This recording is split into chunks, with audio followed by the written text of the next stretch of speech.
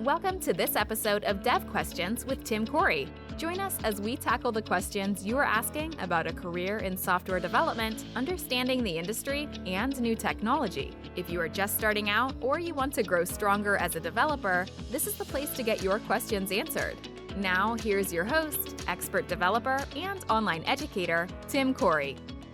How do I make a resolution I can keep? I get asked this question in different ways throughout the entire year, because a resolution is just a way to say, I want to do something. It's a plan, or it's a mapping out of, this is what I want to accomplish.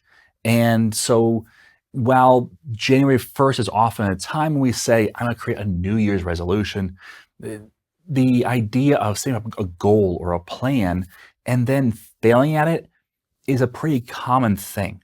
And so let's talk about how I keep a resolution. How do I make sure that at the end of 2023, I look back at the resolution or the goal, the plan that I made and say, yes, I accomplished that.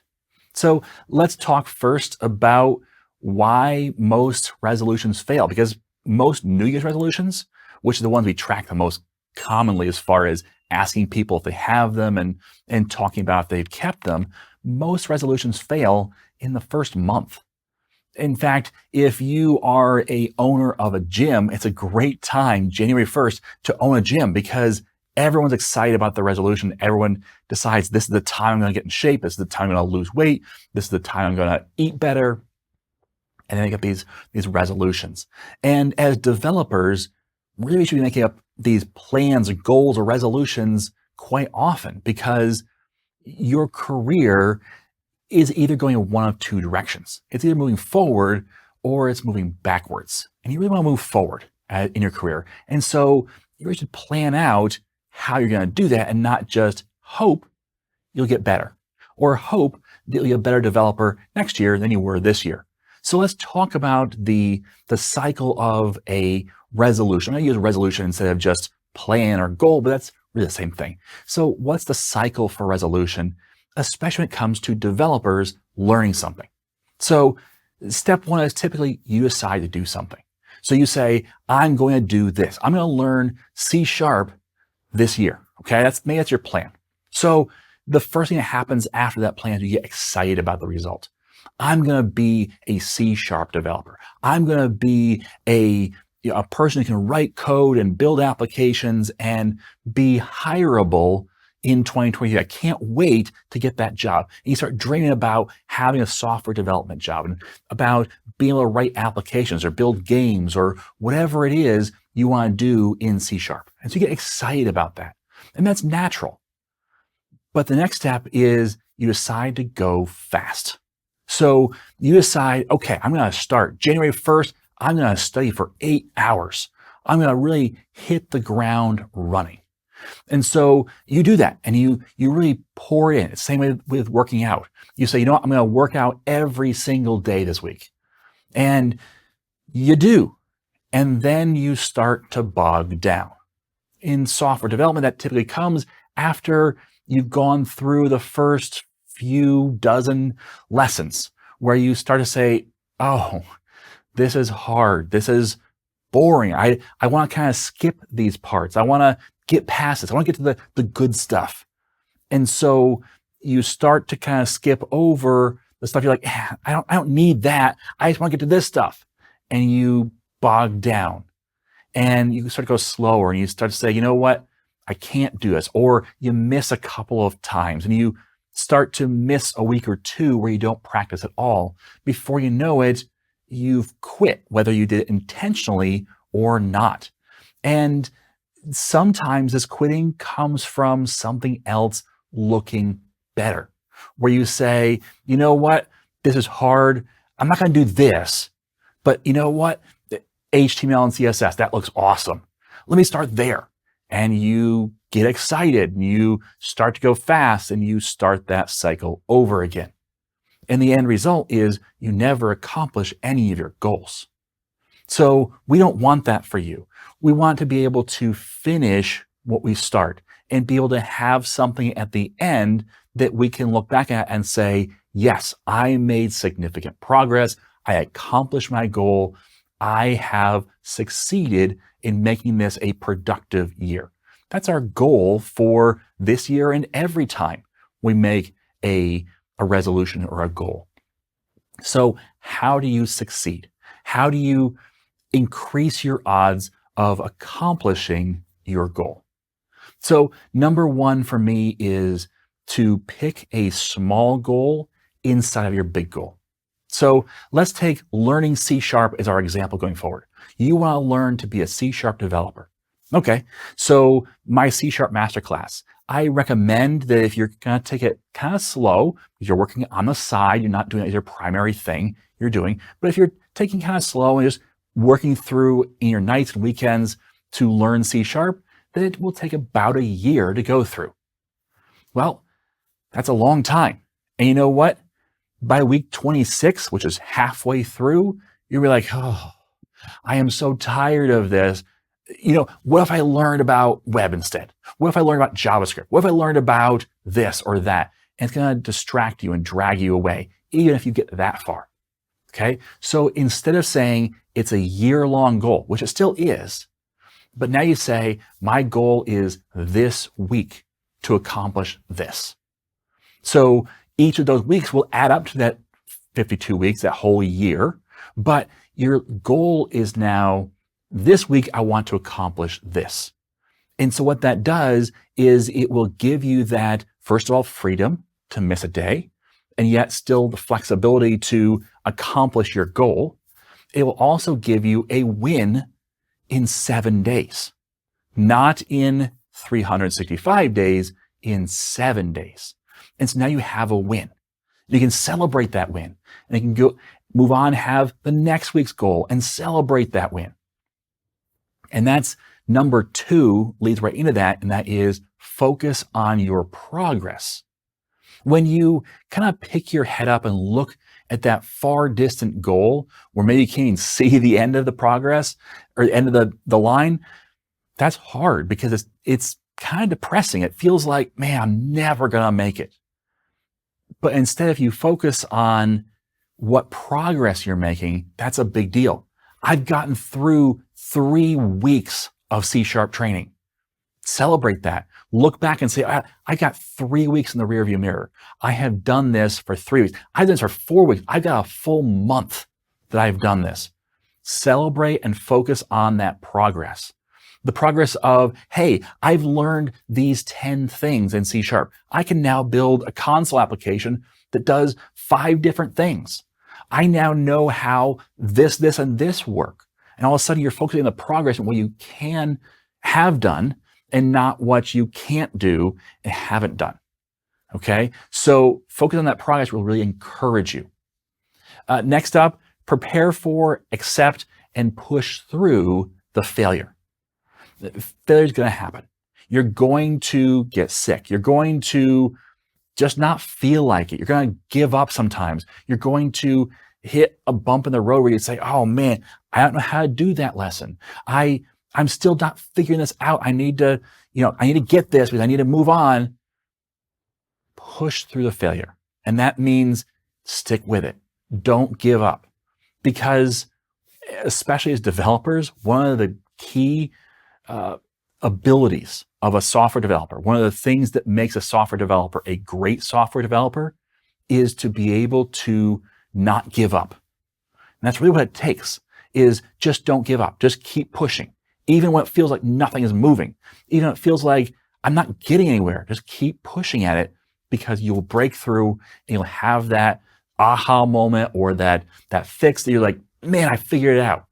And so pushing through failure is a big part of making sure you succeed. Just be prepared for it and say, I'm not going to give up. I'm going to push through. Okay. Now, you're going to have all these shiny objects, I call them, things that come up where you're like, oh, I want to do that. And instead of making yourself feel horrible and say, I can't do that, and no, I'm going to stick with my goal, and be miserable about it because that's going to make you feel worse until the point you're like, you know what, fine, just give up. I'm going to go do that thing that looks fun because you're Following your goal is not always going to be fun, but fun things will pop up where you're like, I want to do that, but it's not on my goal list yet. So instead of just pushing them aside and saying, I can't do that, create a list and say, I can't wait to finish because then I can do this thing. And have a list. I have a list of all the things I want to do, and I'm looking forward to succeeding so that I can then move on to something else.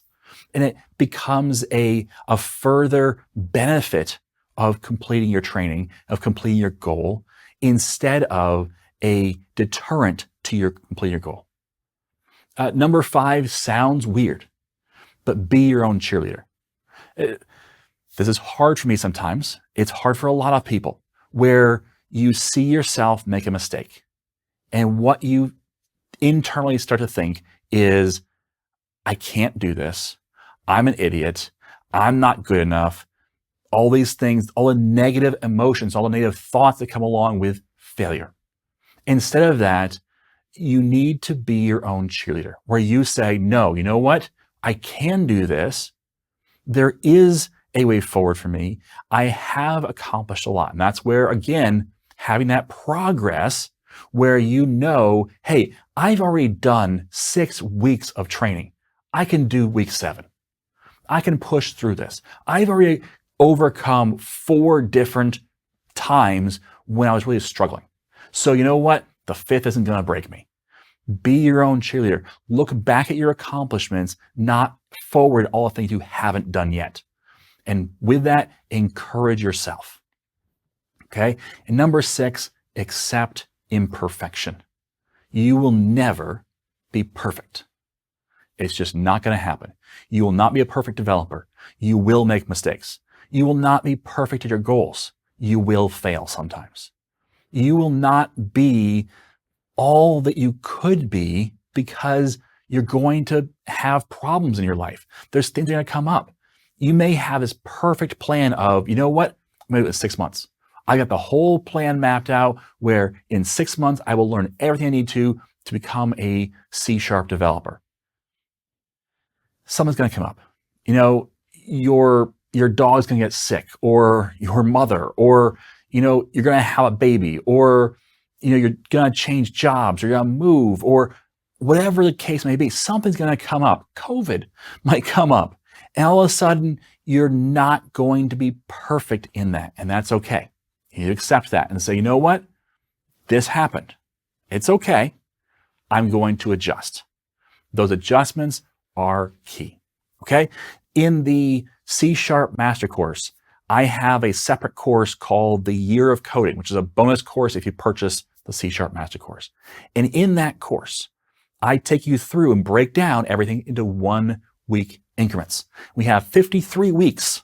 Yes, 53, one bonus one, that covers the entire year and what to study, what to do in that big course, but down to the 1-week level, because it's important to have those successes.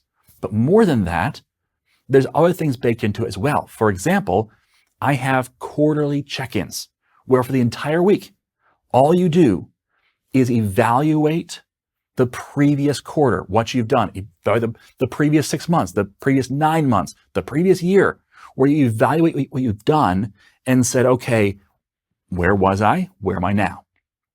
What are the things I've accomplished? What are the things that I've learned? What can I learn from this process? And I go through a whole bunch of other things. We have different things every quarter we talk about, but we have those check-ins. There are 2 weeks in that whole section where I don't have anything for you to do.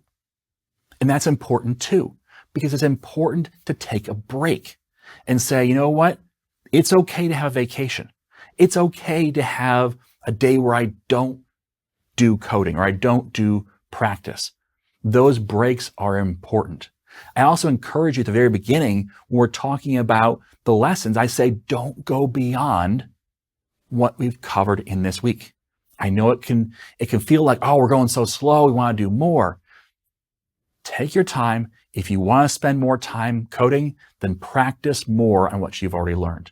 Because if you rush forward, just like sprinting at the beginning of a marathon, you'll end up falling behind eventually because you'll be too tired. So give yourself some time to kind of take a break, to go, oh, it's okay. Or maybe to catch up because maybe you had to take a break before and now you're trying to catch up and run ahead. Relax, it's okay. You can either reset your time and say, you know what? I'm just going to do next week, even though next week has been waiting for me for 2 weeks. No problem. Just do the next week and catch up eventually, or don't. Just make it longer. That's okay. All right.